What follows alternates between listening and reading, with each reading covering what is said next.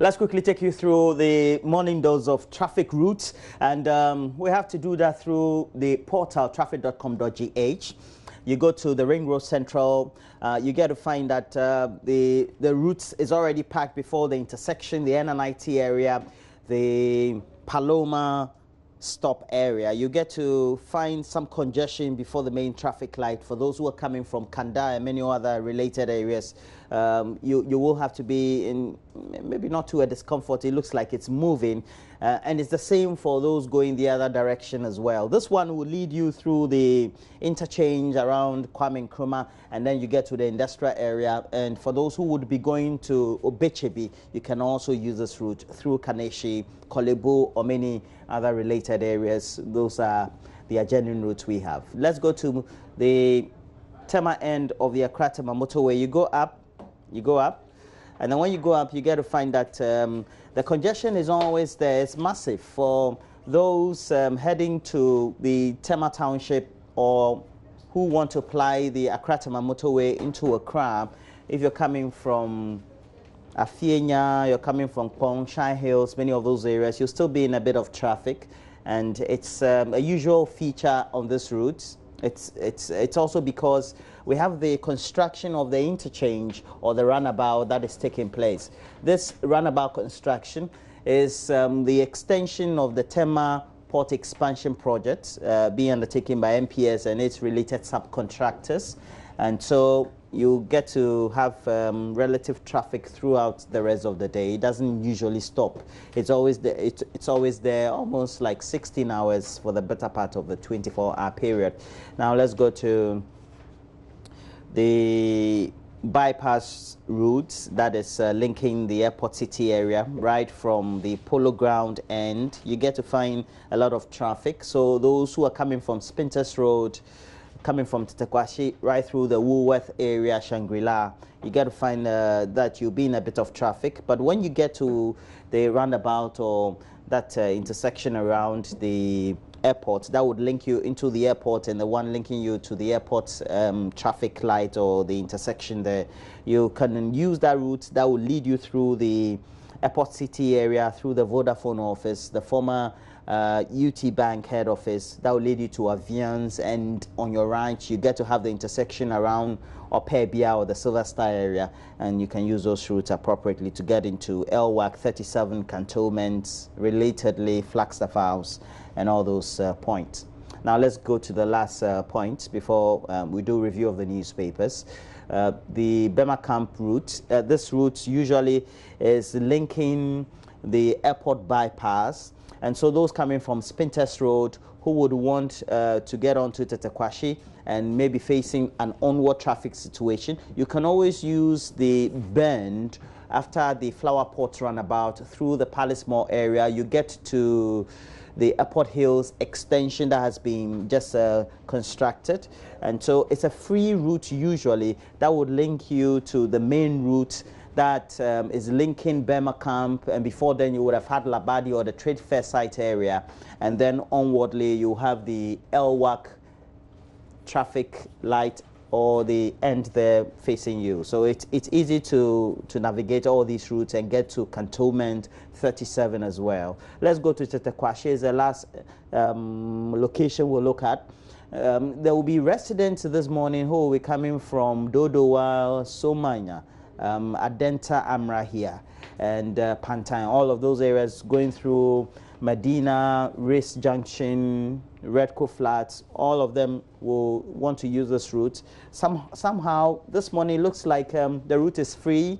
Those who are coming from the Legon area or the Zongo Junction area to Accra or have a free route, the traffic is moving both sides of the road. Those also coming from Tema seem to have some free movement heading onto the N1 highway. So very easy for you to do that. Now let's look at what we have on the front pages. But throughout the rest of the day, you can always make sure that you get onto the portal traffic.com.gh to get the latest.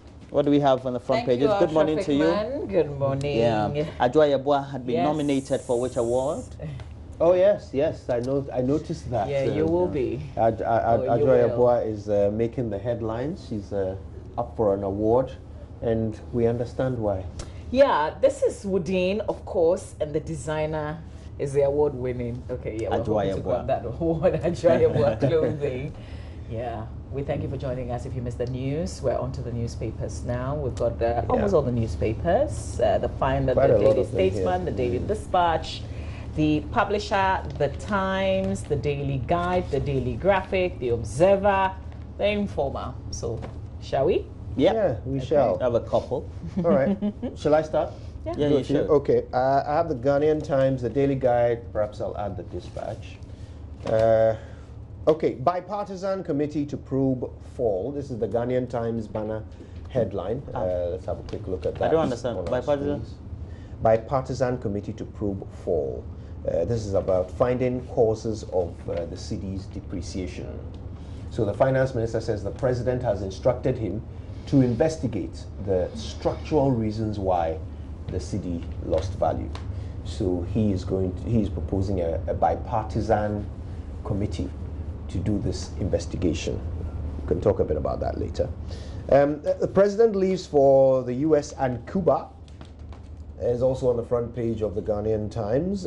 Clamping down on illegal mining to cost $200 million. That's what the deputy lands minister is communicating. Also, 8 armed robbers grabbed for stealing air conditioners. Wow. Armed robbers stealing air conditioners. It's an interesting dynamic. President to launch medical drone center in Ejumako. And World Bank pledges more support for agri sector. These are the back page stories. Do we have the center spread? Let's have a look. President swears in 18 ministers. That's in the center of the Ghanaian Times. These are the 18 that were brought on board in the latest appointment spree, which has brought us to 124 ministers. 123 ministers. Clamping down on illegal mining to cost $200 million is also on the center spread, and the president is off to Cuba. That's the Ghanaian Times. I'll do the guide, daily guide quickly. Let's see the front banner headline: How ex-NCA board shared $4 million. Yeah, that's an ongoing case which is being prosecuted by the Attorney General. Very interesting corruption case. I'll give you a bit of detail on it later. Ekufuado leaves for US and Cuba. Queen Mother commits suicide in cemetery. Wow. And new ministers sworn in, all on the front page. Back page, we have Accra City tennis reaches semis. Minister swears in 4 ministerial committees. Achimota hosts Lady Captain's Prize. And government gives Comey a car. I thought that was a rather old story. Well, the president... no, president had promised when he met, and the ministry has delivered. That's nice. Yeah. You know, the one thing that, you know, we don't waste time on, you know, is procurement of cars. There's never a delay. But roads, houses, schools, hospitals and equipment, wait small. Let's finish buying the cars. All right, Daily Dispatch, and we have these. NPP are favorites, but NDC can surprise them. That's the Economic Intelligence Unit, EIU, talking about Ghana's 2020 election. The details are on the back page. Also, compilation of new voters register, a unilateral decision by EC, according to the NDC. And on the back page, you'll get the story, details of that story about NPP being the favorites. And that's it from me. I'll do the graphic and the Finder newspaper. So let's begin with the Daily Graphic front page. Economic management posts IMF bailout. Let's build consensus. That's according to the Finance Minister, Ken Ofori-Atta.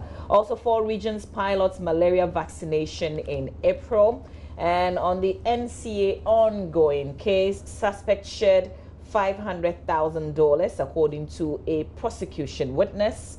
Also, UTAC's call on University of Education Winneba VC council chairman to resign baseless UTAC local chapter. So what it is it looks like the local chapter of the University Teachers Association and the national are not singing the same tune. The National is asking for the VC to resign, and the local chapter. I think the local chapter they're divided. Well, okay, so listen, it's a whole big mess. Too many divisions in there, but Yeah. you know why we're here. Back page of the Daily Graphic. AMA launches program to tackle challenges in city, and NGO donates medicines to the Ghana Health Service. Center spread is a special feature. A Sepong, other stadia rotting away, no funds for renovation, says the NSA. That's the National Sports Authority. So, well, it's a very familiar scene in the center spread of the paper. Yeah. Let's move on to the Finder newspaper. Front page, Minister explains city's fall, blames it on structural rigidities and speculation. But now we're going to be investigating why the city is falling, right? Or why the city is not strong. Is that it? That's what the finance minister says. Okay. Mobile industry strategizes on disaster preparedness and response.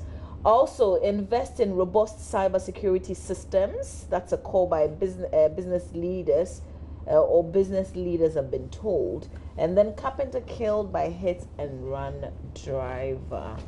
That story is on page 5 in the Finder. That's it. Roland will do the rest. Okay, so let me do this Daily Statesman. It has on the front page, President committed to good governance. DI Director cite RTI as further evidence. You have Edward Asumani, Director of the Dankwa Institute, on the front page of the Daily Statesman newspaper. We also have Bawumia to grace Kumasi MPP Youth Conference. And back on track is the main story on the front page. It says back on track. Ofori-Atta hails success of economic recovery agenda. And on the back page, Manchester United, Louis van Gaal on sacking his legacy and life and retirement. And if Kevin takes steps to apologize, I will invite him. That's Kwesi Appiah. Mr. Goslow. So we have other stories. We have the Informer newspaper has on the front page, Nam1 cools off in Dubai. Government police full men's gold customers. We also have prosecute or not to prosecute. Nyantichi announced AG in dogfight and compilation of new voter register. NDC exposes EC chair, says Jean Mensa's decision autocratic.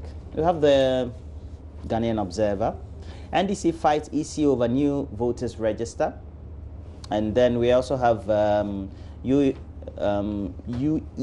violence. FRC fingers respected community members. Kufado leaves for US and Cuba. Fixing Mohammed's broken economy has been tough, according to the finance minister. Right here. Okay. MP calls for legalization of Okada. All right. All right. Looks okay. like, So this story about the NCA board members and CEO who are under the case in court. Yeah, it's an interesting one. Okay, I remember when it first broke, when the story first broke, I interviewed Mustafa Hamid, who was the information minister at the time, and he outlined what is now the prosecution's case to us, and we were watching very interested eyes, if you will, how this case would unfold. And now, what we have seen is that they presented into evidence a confession by one of the accused. And I'll just sort of remind you of the details. The Daily Graphic really summarizes the details very well. So in a very quick manner, let me remind you of the details of the story, at least of the government's case. So what they're saying is that the previous government contracted an Israeli company called NSO Group Technology Limited to supply a listening device, equipment to allow them to listen in on people's phone calls. Let's bear in mind that at the moment our law prohibits that. It is illegal to listen in on people's phone calls. But the national security decided that they wanted to do this, so they proposed to buy from this company at a cost of $6 million. Now there was a local agent for this Israeli company called IDL and they were going to facilitate the deal, and they would charge $2 million for this facilitation. Okay, so the total cost $8 million. Now, National Security didn't have money to do this, to buy this equipment to come and do this illegal work. So they went to the NCA, okay, and asked them to give them money to do this. So the NCA board members, some of them, agreed. Whether they agreed this, as a board, or whether it was an individual agreement, some of the board members, at least 2 of them, plus the Director General of the NCA at the time, William Tevi, the 3 of them, according to government's case, agreed to do this and paid $4 million into the accused, into IDL, the local company's accounts. But here's where it gets interesting. They have tracked payments from that account using the Financial Intelligence Unit.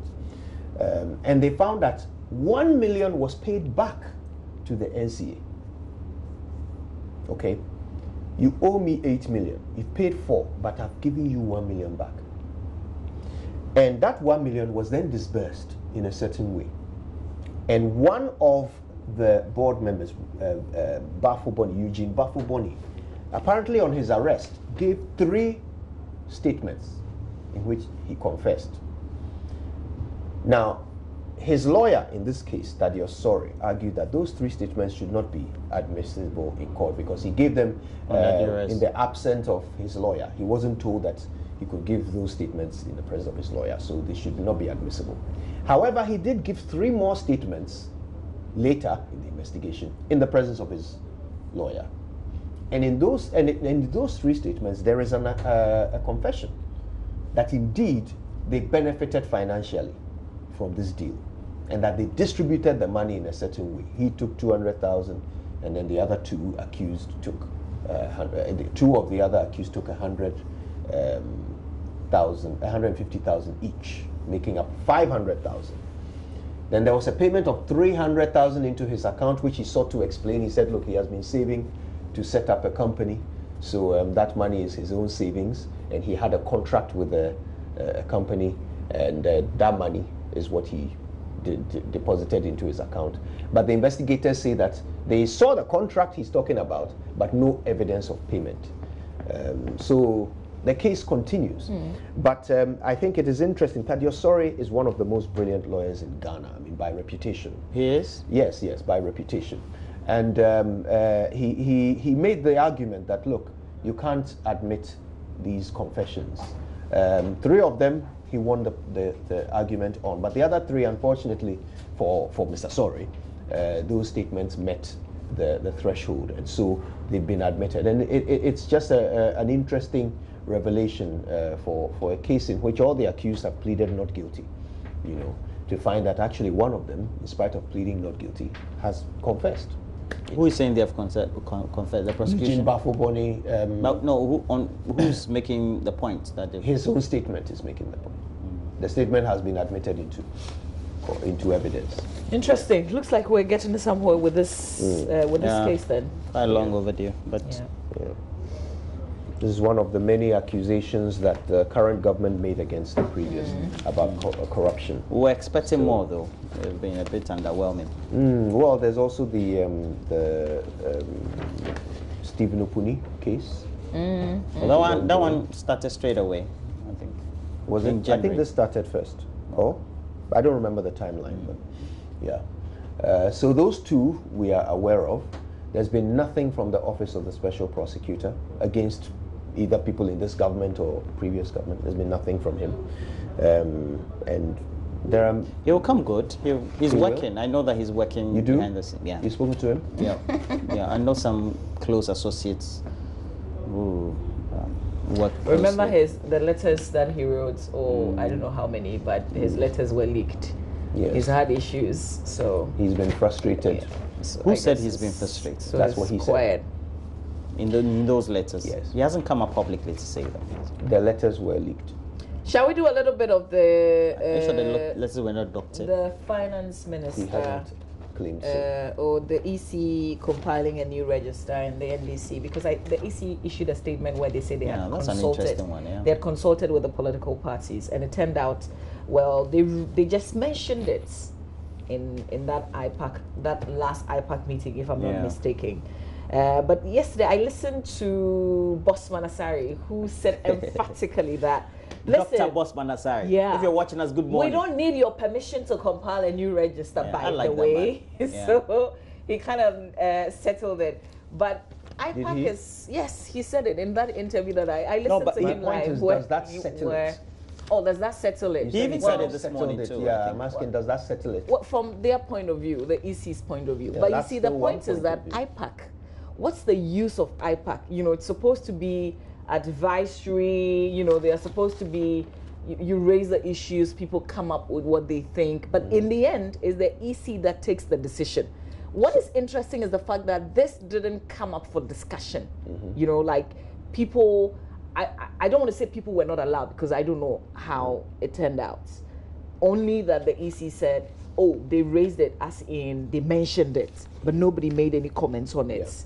So they took it as affirmation? I don't know, but does that conclude, you know, but I deliberated on it, I think, extensively, and the political parties agree. I mean, if you pay attention to what the NDC is saying, their suggestion is that, look,